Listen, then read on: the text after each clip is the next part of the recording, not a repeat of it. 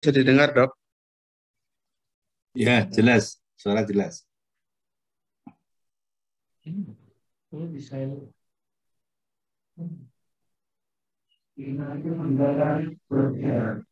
Ya, suara jelas, Dr. Erik. Ya, baik. Baik, Dok. Terima kasih untuk kesempatan yang diberikan kepada saya dan selamat pagi untuk guru-guru serta rekan-rekan trainer dan residen sekalian. Kali ini saya akan mempresentasikan teknik operasi tentang tiroidektomi.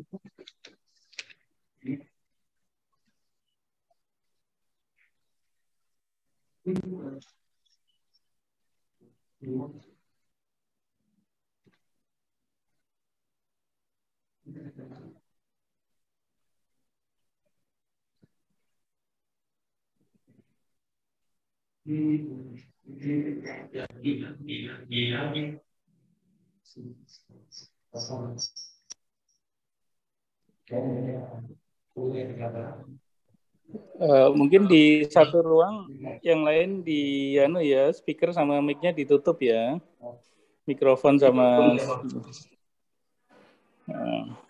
Ya, baik, Dok.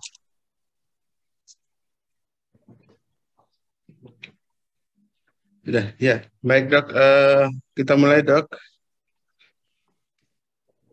Ya, silakan.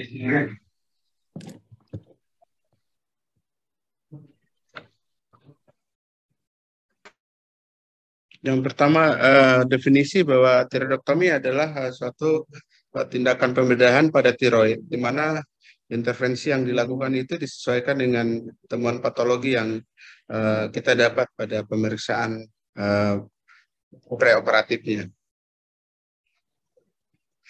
Yang berikut untuk sejarah tentang tiroidektomi ini mengalami perkembangan yang cukup panjang.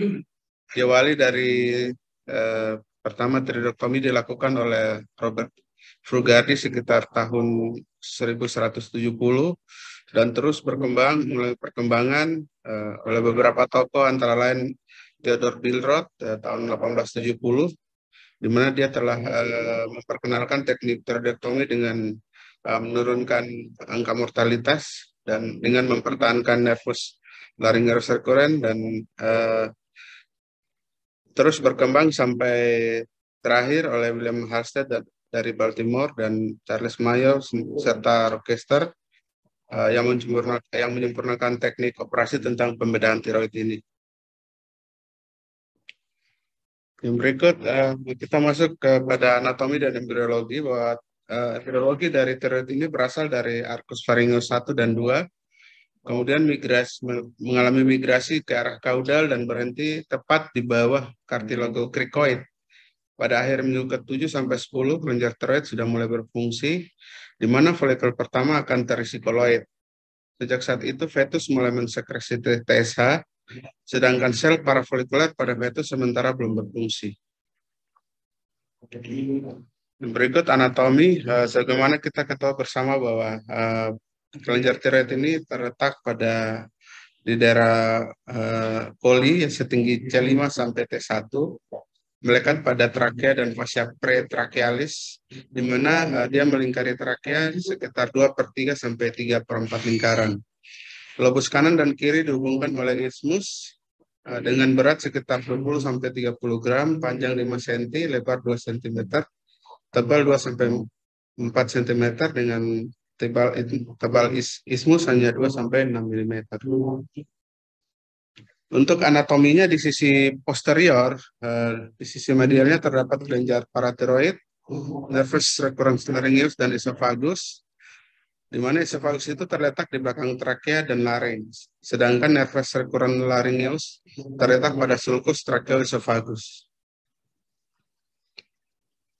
Yang berikut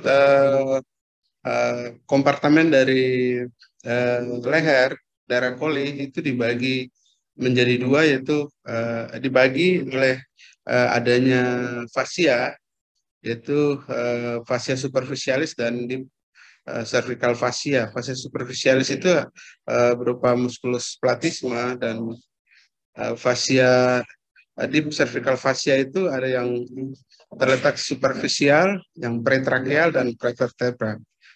Di mana yang fascia superficial itu dia membungkus musculus trapezius, musculus sternocleidomastoideus dan strap muscle. Sedangkan fascia pretracheal itu membungkus kelenjar tiroid dan trakea, di mana pada fascia ini terdapat fasa yang mensuplai tiroid dan berada pada posisi profunda dari fascia ini. Yang berikut adalah fascia prevertebra yang sisi posterior. Di gambar penampang sagittal ini dapat kita lihat fascia superficialis dan yang berupa muskulus berupa platisma, terus fascia yang di fascia itu terbagi tiga, yang superficial itu yang membungkus strap muscle, musculus sternocleidomastoideus, dan yang middle itu ada fascia pretiroid dan yang posterior pretracheal, prevertebral. Ini adalah gambar dari musculus strap muscle yang merupakan musculus infrahyoid yang menyelubungi dari tiroid itu sendiri, di mana ototnya antara lain ada musculus sternotiroid, sternohyoid, omohyoid yang cabang yang superior, dan tirotiroid. Ini adalah penimpang melintang dari kapsul pretiroid yang merupakan terbagi menjadi dua, yaitu true kapsul yang peritiroid dan false kapsul yaitu kapsula chirurgica. Pada sisi posterior dari kapsula ini melekat erat pada trakea yang disebut dengan ligamentum suspensorium deri. Yang berikut untuk vaskularisasi dari tiroid ini mendapat perdarahan dari tiroid superior, tiroid inferior, di mana tiroid superior itu merupakan cabang dari arteri carotis externa. Tiroid inferior itu merupakan cabang dari truncus thyrocervicalis. Yang berikut ada cabang yang dari aorta langsung, yaitu merupakan cabang langsung dari aorta, yaitu arteri tiroideima. Yang berikut untuk vena pada tiroid ini antara lain adalah vena tiroid superior, tiroid medial, dan inferior, di mana vena tiroid superior dan media ini bermuara pada vena jugularis interna, sedangkan yang vena tiroid inferior itu bermuara di vena anonima kiri atau pada vena brachiosepalika yang sinistra.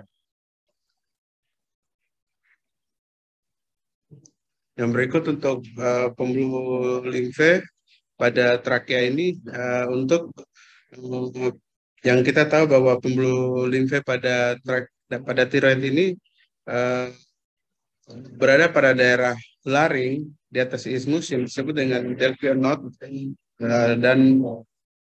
dan beberapa kelenjar getah bening pretracheal dekat dengan nervus laryngos recurrens. Terus limfonode di bagian depan trakea itu akan melakukan drainase pada lymph node pada sekitar rantai jugular.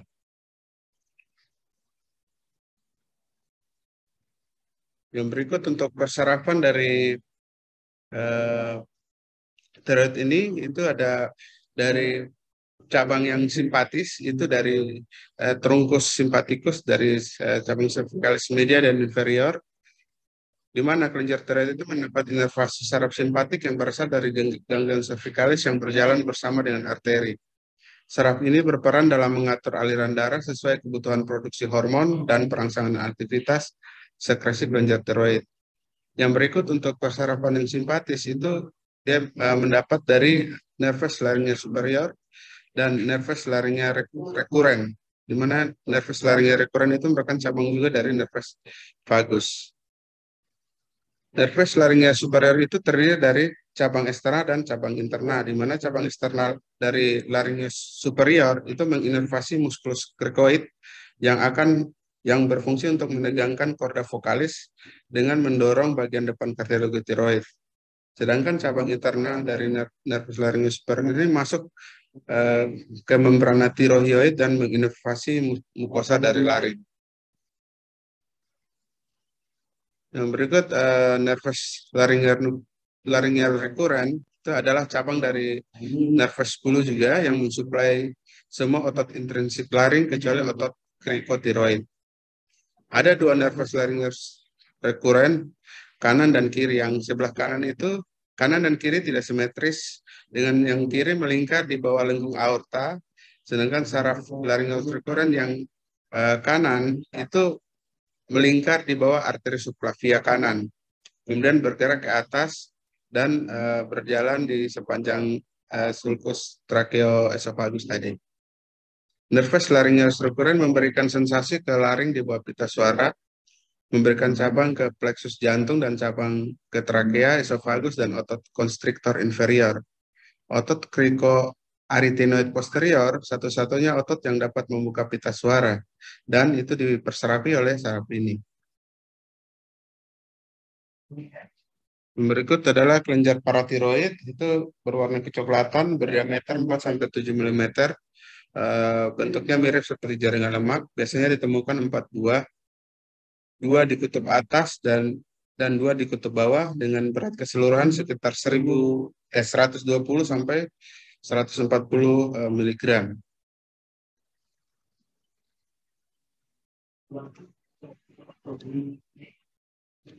Berikut kita masuk ke indikasi dari tiroidektomi. Ya. Indikasi dari tiroidektomi ini antara lain adalah pada goiter yang besar atau multinodular goiter, penekanan ke organ sekitar, pada kondisi tirotoksikosis residiv setelah penghentian obat atau gagal medikamentosa.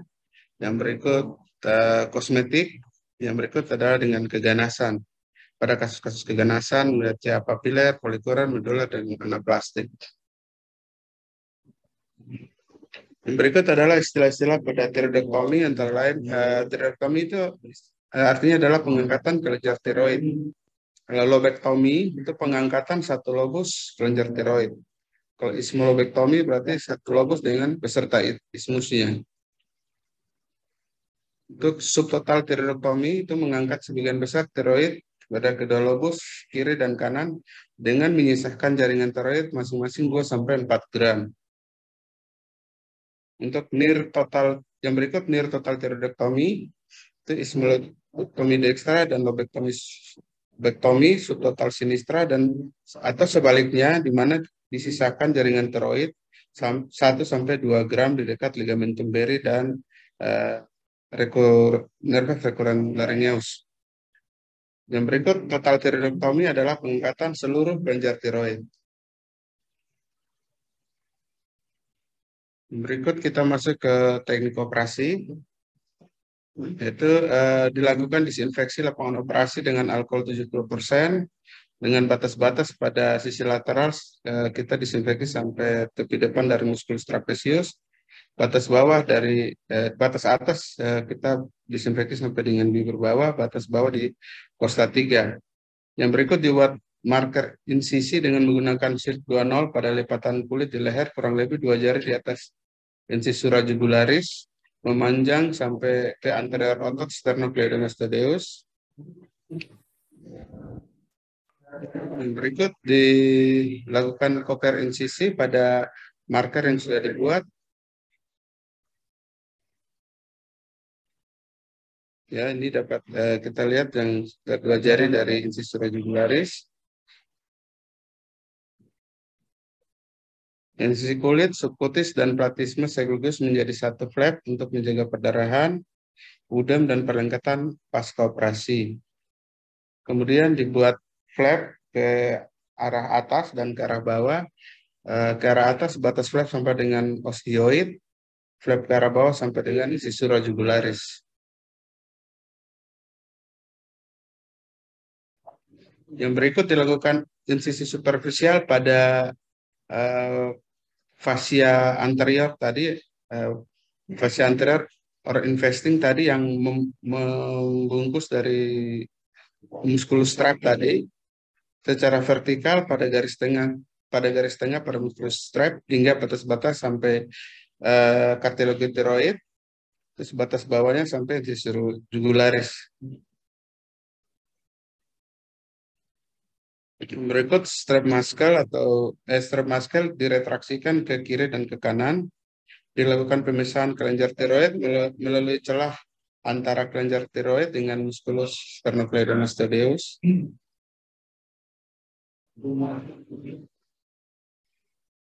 Ya, ini adalah gambar penampang celah yang kita lakukan pemisahan pada celah antara kelenjar tiroid dan musculus sternocleidomastoideus.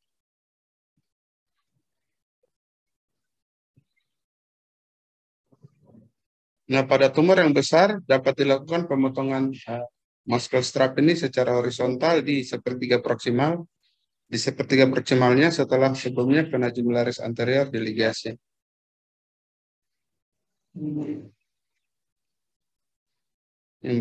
Selanjutnya dilakukan diseksi tumpul dan tajam mulai dari tiroid di bagian tengah dengan mengidentifikasi vena tiroidea media.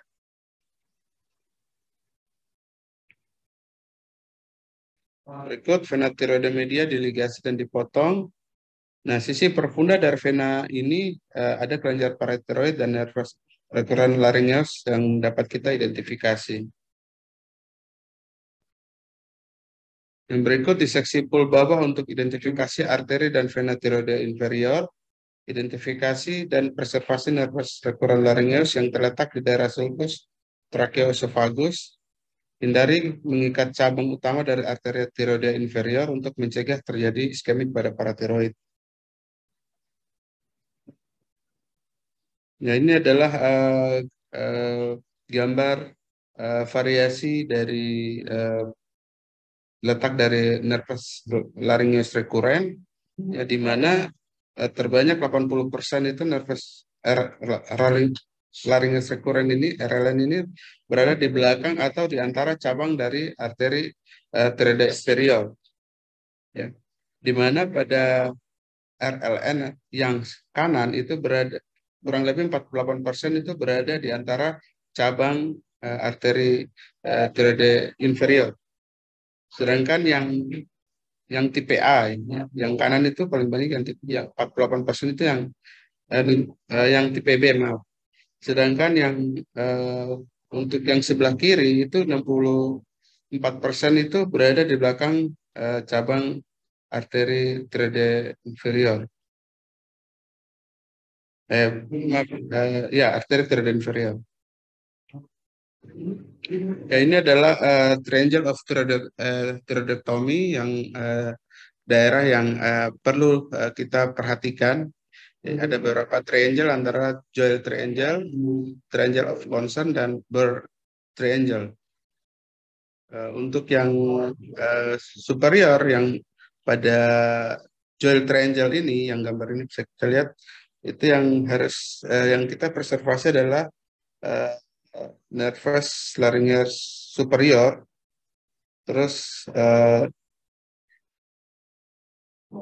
yang berikut kita akan meligasi dan mengidentifikasi dan meligasi dari arteri superior, arteri tiroidea superior.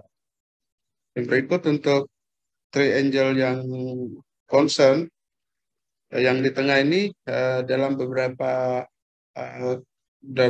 posisi keadaan kita dapat menemukan adanya tubercle of sugar candle yang nanti kita bahas setelah ini. Yang berikut pada yang inferior, triangle itu dibatasi oleh nervus laryngeus recurrent, arteri tiroidea inferior, dan sisi medialnya dibatasi oleh lobus medial dari musculus strap muscle.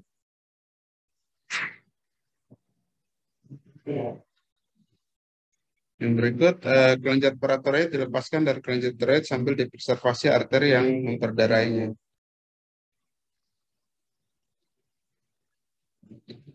Berikut diseksi dilanjutkan ke arah ismus, yaitu daerah ligamentum beri dan ismus diklaim dan dipotong. Lalu juga kita memperhatikan arteri dan vena, yaitu laringa inferior yang biasanya menembus posterior ligamentum beri pada sisi kranial atau pada lokasi RLN ini yang memasuki muskulus krikotiroid. Berikut dilakukan penjahitan atau jahit ikat pada jaringan tiroid yang diklaim, kontrol perdarahan, dilihat pada fase tiroid superior. Yang berikut cuci dengan anestesiologis.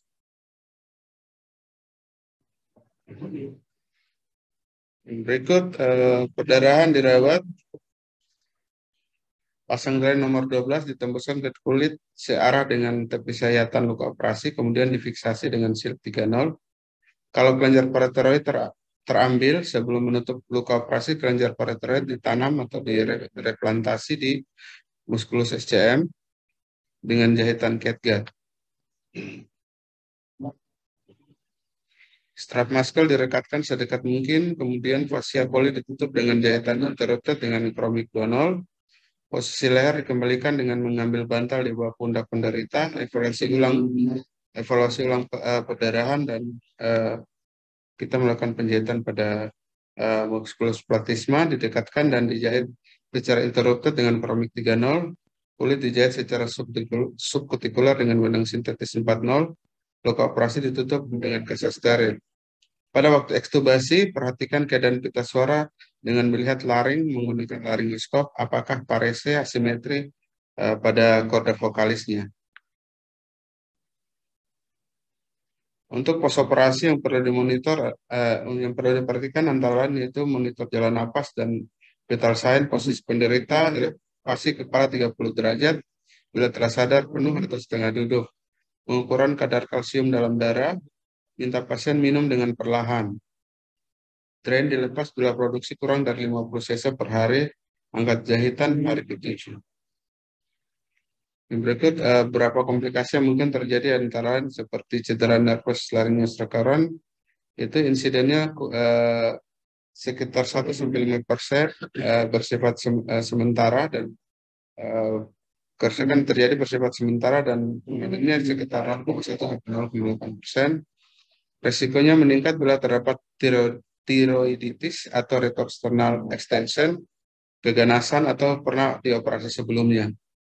Mekanisme terjadinya cedera nervus ini itu bisa terjadi terbelah, laserasi, regangan, tekanan atau kauterisasi, ligasi, iskemik, dan cedera akibat suction. Gejala klinis dari cedera nervus ini antara lain bila terjadinya unilateral, itu hoarseness atau suaranya parau dan weak voice atau suaranya jadi lemah. Yang berikut bila terjadinya bilateral bisa terjadi obstructive sampai dengan obstruksi airway. Yang berikut cedera dari nervus laryngeus superior, itu insidennya 5-10%. Bisa bila terjadi kerusakan ini akan terjadi paralisis yang bersifat permanen sekitar 0-5%. Dapat terjadi akibat regangan, klem atau ligasi arteri vena tiroid superior yang secara tidak sengaja mencederai nervus ini. Yang berikut gejala akibat cedera laryngeus superior ini antara lain jika cedera pada cabang interna, pasien akan mengalami batuk sampai tersedak bila minum. Bila yang cedera adalah cabang eksterna, pasien tidak dapat bersuara tinggi atau high pitch dan suaranya menjadi vokalnya menjadi lemah. Dapat diatasi dengan melakukan speech therapy. Berikut kriteria pasien dipulangkan dari rumah sakit biasanya hari ke-4 post-op. Apabila tidak ada kesulitan bernapas, tidak ada perdarahan post-op atau hematom pada leher, pasien sudah dimobilisasi, tanda vital baik, kadar kalsium serum lebih dari 2,0 milimol per liter. Penderita kontrol pada hari ke-7 sampai 10 setelah operasi. Nah, ini adalah Dr. Sukar Kendall yang tadi terdahulu disampaikan pada tribunum concern tadi yang di sisi medial. Tuberkel ini adalah dinemai pertama kali oleh Emil Sukar-Kandel itu sekitar tahun 1849 sampai 1910. Dia diperkenalkan pertama kali dideskripsikan pada tahun 1902. Tuberkel Sukar-Kandel ini adalah penonjolan jaringan tiroid normal pada bagian posterior atau posteromedial yang memanjang ke posterior pada sulcus tracheoesophageal, di mana kita tahu pada sulcus tracheoesophageal ini berjalan nervus laringes recurrens.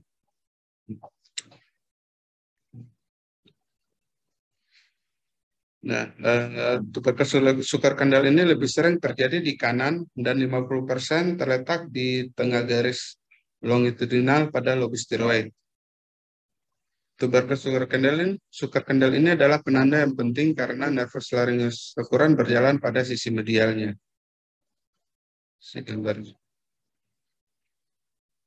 Dan menurut Pelizzo, tuberkel Sukar-Kandel ini dibagi menjadi 3 grade. Grade 0 itu tidak dikenal, tidak unrecognized.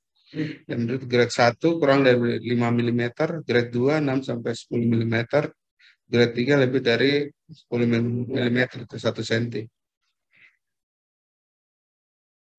Ya. Baik, terima kasih. Demikian penyampaian saya tentang optek tiroidektomi. Selanjutnya mohon masukan dari guru-guru sekalian dan dari rekan-rekan trainee maupun residen sekalian. Terima kasih. Ya, terima kasih Dr. Erik. Ya.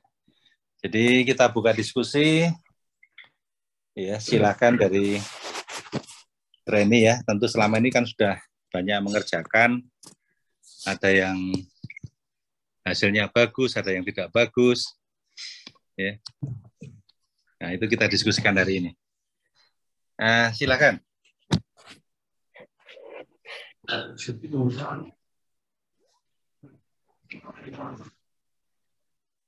Ini mikrofon.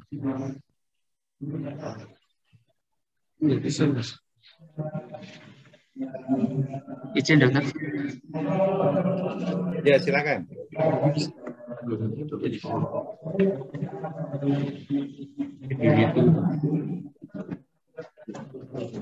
Yang pertama. Tidak terdengar dokter.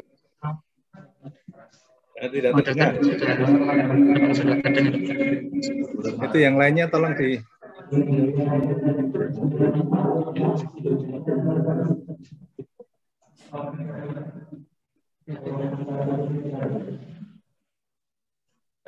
Tes, dokter. Ya, silakan. Halo, apakah suara terdengar? Terdengar sekarang, iya.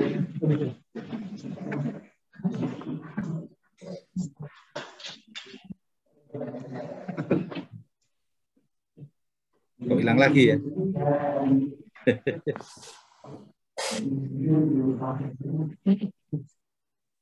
Izin dokter. Oh iya, silakan dokter.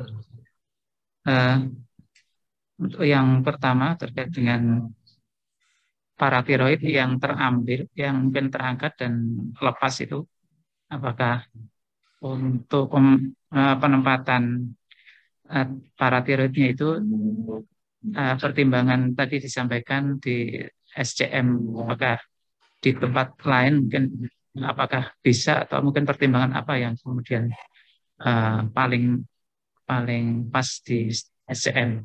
Yang pertama, kemudian yang kedua untuk strap muscle tadi untuk karena tumornya besar ada pertimbangan untuk pemotongan strap muscle itu, kemudian pertimbangannya sepertiga atas, apakah ada kalau selama ini kan mungkin pertimbangannya akses, kemudian biasanya di tengah-tengah SCM kita lakukan pemotongan strap muscle.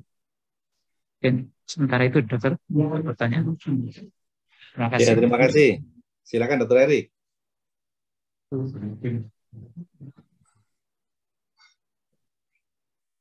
Ya dok, tadi untuk yang pertama untuk kelenjar paratiroid yang terangkat tadi bisa direimplantasi pada muskulus SCM. Yang berikut bisa juga pada ligamentum Berry, pilihannya dok. setelah kita pengangkatan apa namanya kelenjar tiroidnya, paratiroid yang kita temukan bisa kita tanamkan di sisi di apa ligamentum beri yang kita untuk memisahkan lobus tiroidnya, dok. Pilihannya pada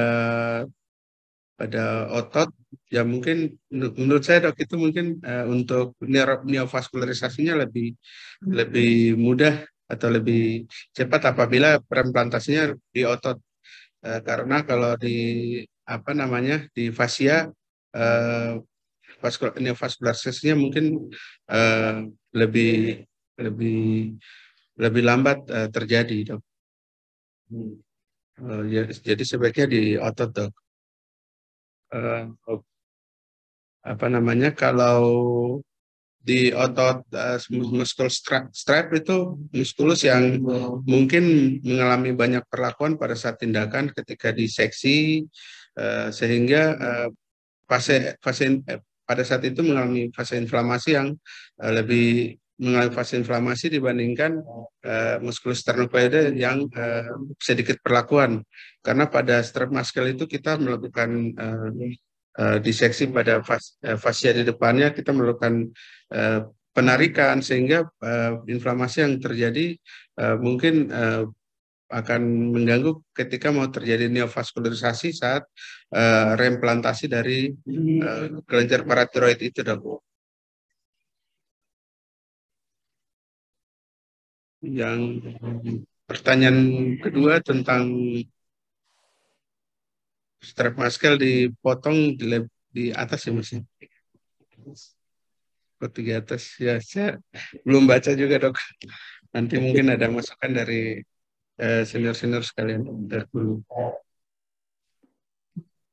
Ya, Dokter Arthur. Silakan dibantu itu, Dokter Hendrik. Kenapa harus sepertiga atas motornya?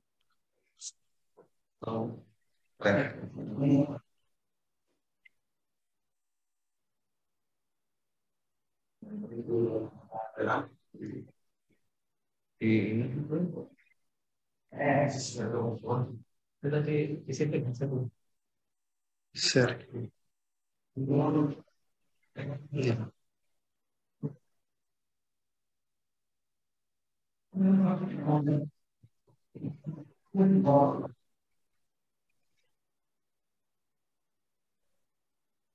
Share.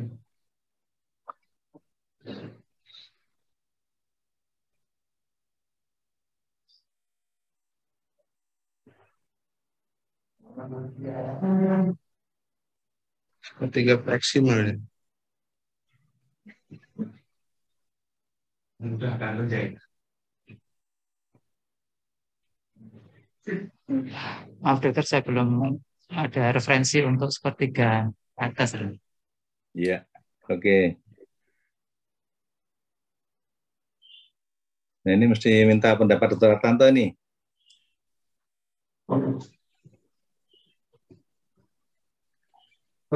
Iya dokter, izin dok, mungkin membantu diskusi. Yang pertama, kapan kita melakukan pemotongan strap muscle ya? Jadi strap muscle itu kita potong ketika tumornya cenderung melebar ke lateral ya. Jadi kalau saya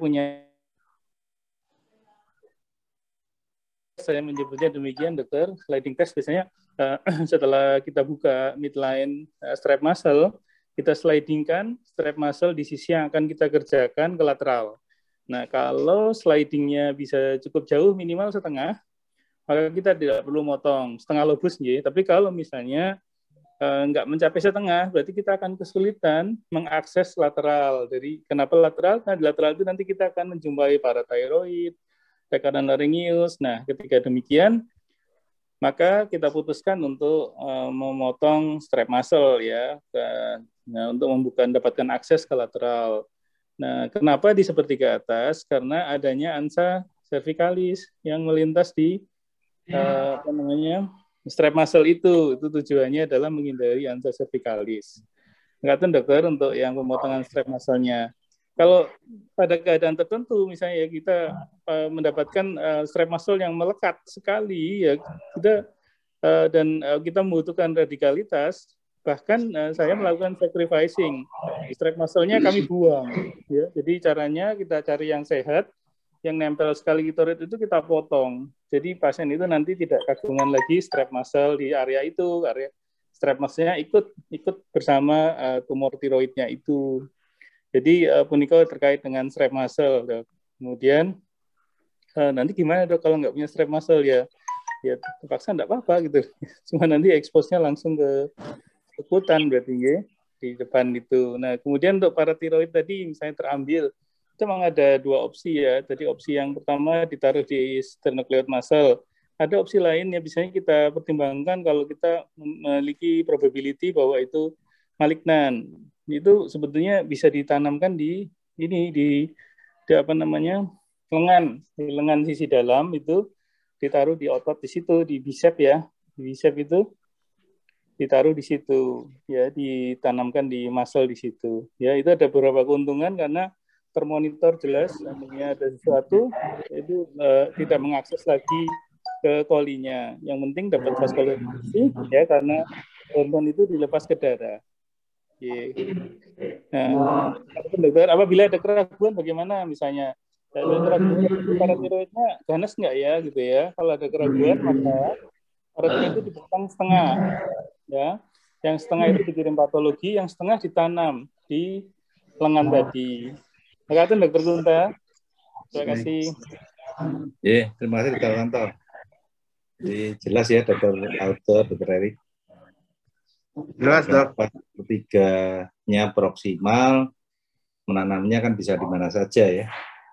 Dan pada keadaan tertentu itu bisa untuk pengawasan bisa aja ditanam di muskulus yang ada di lengan misalnya pada tumor-tumor paratiroid itu. Oke. Ada lagi diskusi dari Treni? Nah ini pekerjaan sehari-hari pasti pernah kesandung ya. Ada pasien yang datang suaranya jadi serak. Kalau kita di poli kan tahu hasilnya seperti apa. Apa yang bikin ragu-ragu, misalnya identifikasi nervus recurrent laryngeus, penyelamatan preservasi laryngeus superior yang externus, internus, bagaimana?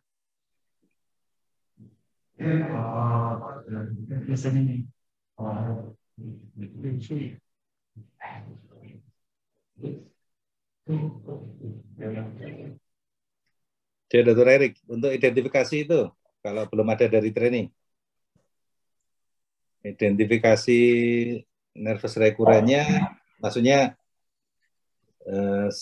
bukan di gambar ini ya, tapi durante operasi, apa yang harus dilakukan untuk identifikasi nervus recurrent laryngeus, apa yang harus dicari lebih dulu? Kita biasanya dok, biasanya kita melakukan retraksi pada sulcus, pada celah antara lobus dan musculus sternocleido. Kita lakukan diseksi pada kapsula true kapsulnya. Kita diseksi sampai ke arah medial, kita mencari sulcus tracheoesophagus dok. Di sulcus itu nervus laryngeus recurrent berjalan di situ dok. Iya memang. Tapi kalau kita mau identifikasi kan ada beberapa cara. Pernah dengar tuberculum supercandle? Iya, iya dok. Tadi sudah dok.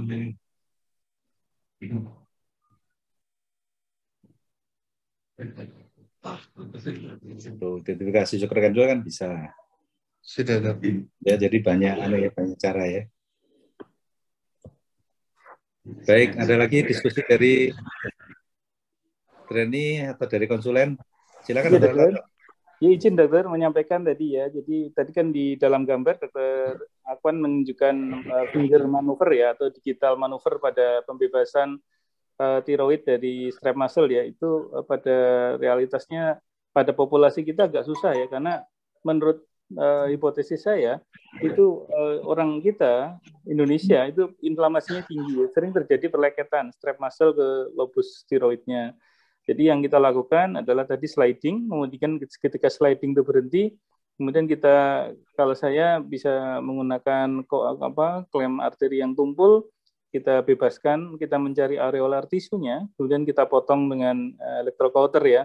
Dan memotongnya bukan di tiroidnya, lobusnya, tapi di areolar tisunya. Jadi kita lepaskan sambil mengelola perdarahan. Hati-hati kalau direct cauter langsung ke tiroid, karena tiroid itu sangat vaskuler, bisa terjadi perdarahan. Nanti kita repot ngurusi perdarahan di lobus tiroidnya. Tiroid itu sangat vaskuler. Itu kemudian tadi pertanyaan Dr. Kunta itu menarik sekali untuk mencari. Ya, ada yang kami kembangkan, dokter, adalah nomor 1, identifikasi dulu dari parathyroid gland.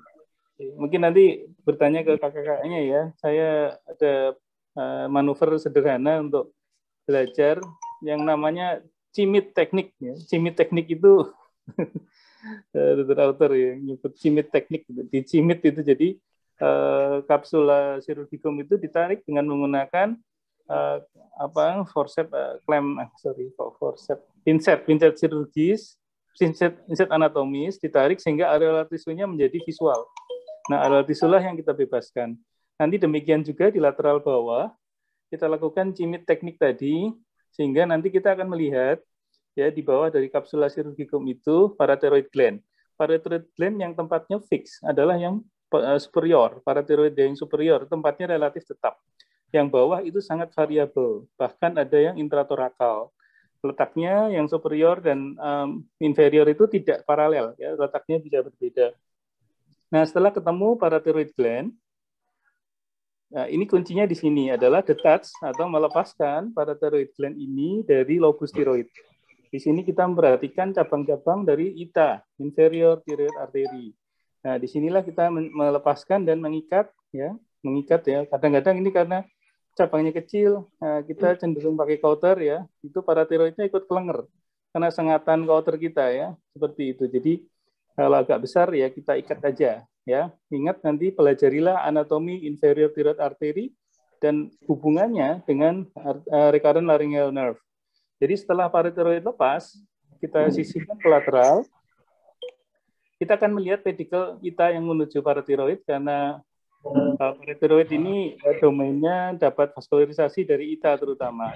Untuk yang superior kadang ada cabang dari superior thyroid artery. Nah, ketika kita sisihkan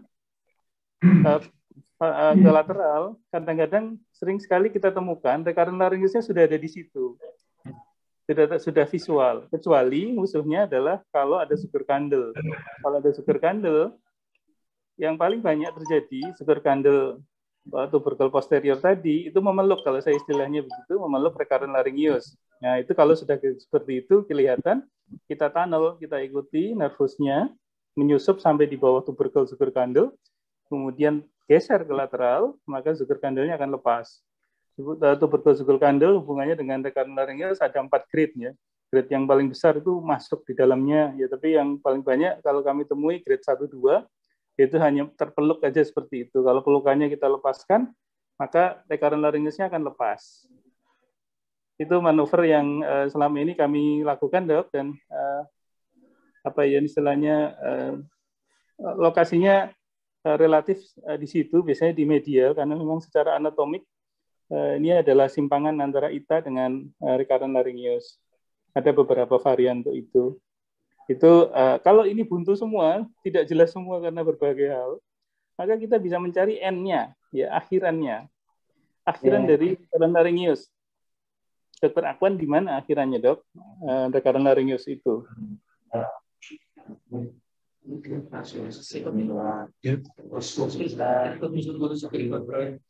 Iya betul, MCT ya, musculus cricotheroid ya. Nah, baca lagi anatominya musculus cricotheroid di mana itu akhirannya. Jadi malah ke atas kita cari, ya kita cari di atas. Nah, kalau sudah kita identifikasi ketemu baru turun ke bawah. Itu alternatif lain.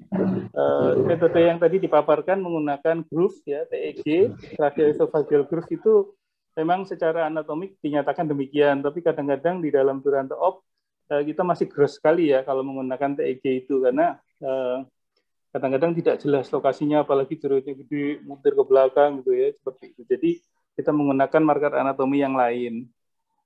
Makasih Dokter Kunta. Makasih Dok. Iya, Dokter Ananta, terima kasih. Jadi jelas sekali ya untuk teknik-tekniknya.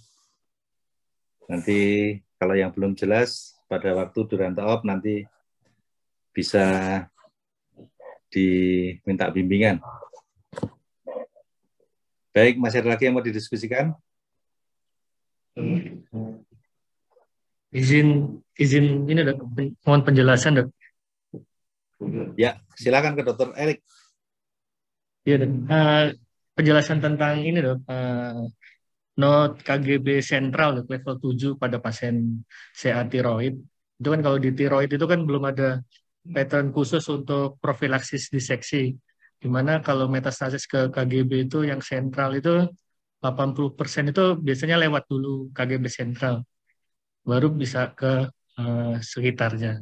Ini apakah pada pasien yang belum ada node positif di sana bisa dilakukan diseksi sentralnya, dilakukan bersamaan dengan total tiroidektomi atau tidak, Dokter?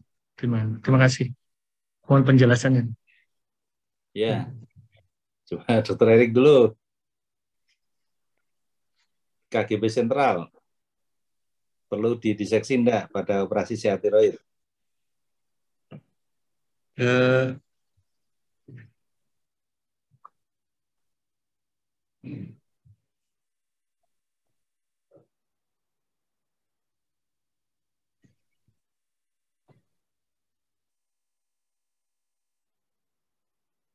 Izin Dok, tadi saya belum tahu Dok, belum ini, tapi saya coba menjelaskan drainase limfatiknya apabila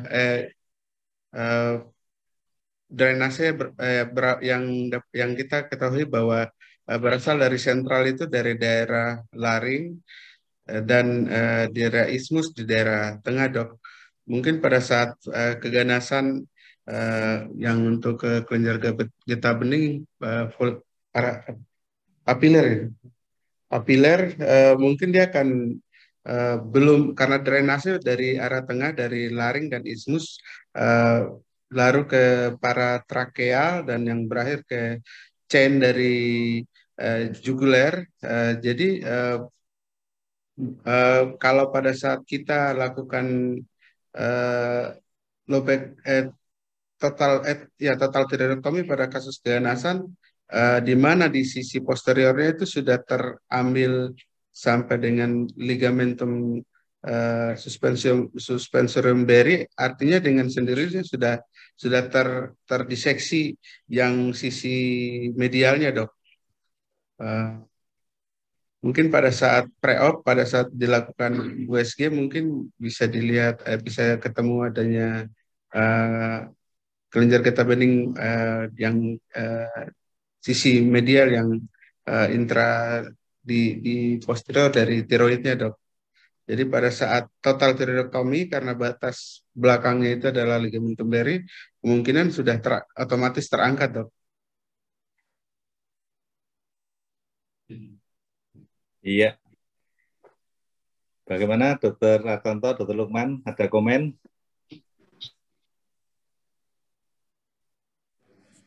Ya, izin Dokter.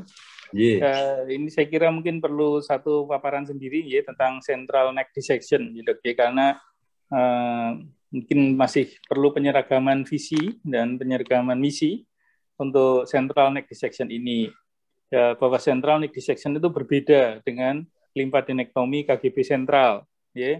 Itu mungkin itu dulu sementara, karena kalau kita melakukan formal central neck dissection by definition itu berarti yang kita lakukan adalah membersihkan dari di delpian sampai ke yang level 7 atau level 6 minimal demikian. Berarti kita harus membebaskan parotid di bilateral, membebaskan nervus recurrent laryngeus bilateral, kemudian kita membersihkan end block dari atas delpian itu ke bawah sampai ke di para karotid itu, kemudian sampai ke bawah, satu blok ke bawah. Itu adalah formal central neck dissection. Saya kira ini mungkin perlu bahasan sendiri, Dokter. Karena sering kita menuliskan central neck dissection, tapi yang sebetulnya baru central lymphadenectomy gitu dokter, tapi belum secara formal. Ada satu masa di Rumah Sakit Cipto Mangunkusumo itu secara formal dilakukan pada semua pasien, tapi saya kira dalam waktu itu saya ikuti kelihatannya karena ada riset tentang central neck. Jadi hampir semua pasien CA papiler mereka lakukan central neck. Dan itu menjadi beberapa laporan penelitian. Saya kira demikian dokter, untuk central neck ini mungkin perlu kajian sendiri dok. Terima kasih dok. Ya, terima kasih dokter Ratnanto. Itu dicatat ya. Nanti. Iya dok, saya ingat waktu saya awal masuk trainee, saya membacakan satu jurnal dari Jepang, ya, di mana mereka sangat rutin melakukan central neck dissection. Terima kasih dok. Iya, terima kasih dokter Ratnanto. Nanti kita nih ya untuk dicari harinya untuk presentasi tentang central neck dissection ya. Baik, ada lagi tambahan atau asupan dari konsulen?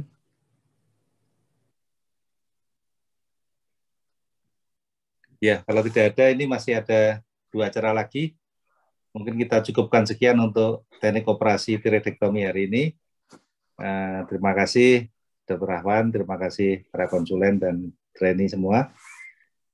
Untuk referat, ya, untuk referat ini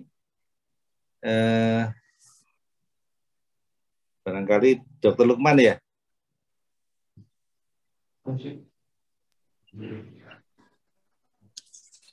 Baik dok, kita lanjutkan dengan presentasi referat. Kita persilakan dari Dr. Fahrul atau Dr.